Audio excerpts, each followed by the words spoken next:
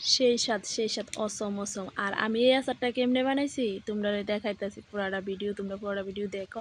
আমরা আমডিরে কাটটা লইছি, আটি সুদ্ধা আধা পাকনা আম বিচি এটা ফালাইছে আটির ভিতরের থেকে, আটি আর চুকলা সুদ্ধা তৈলে আমরা চুয়া চুয়া খাইতে টেস্ট হয়।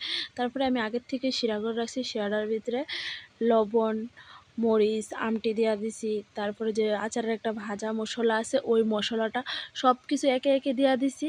তারপরে এটা একটু সিদ্ধ হইতে দেবো। আর কারেন্ট নাই, কারেন্ট না থাকার কারণে আমি মোবাইলের টর্চ লাইট দিয়ে করতেছি, একটু অন্ধকার অন্ধকার। আর এদিক দিয়ে দেখো অন্ধকার ঠাড়া বিজলি, আর আমরা এদিকে এসে ব্যাঙে মুতলি কারেন্ট জায়গায় এইসে অবস্থা আমরা এদিকে।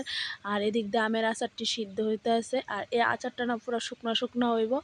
আর আমি একটু ভিনিগার দিয়ে দিছি, লাস্টে দেখাইতেছি না কারেন্ট নাই দেখে আমি পরের দিন আচারটা প্যাকিং করছি আর ভিনিগার দিছি, যে কারণে দেখতে পারছো না।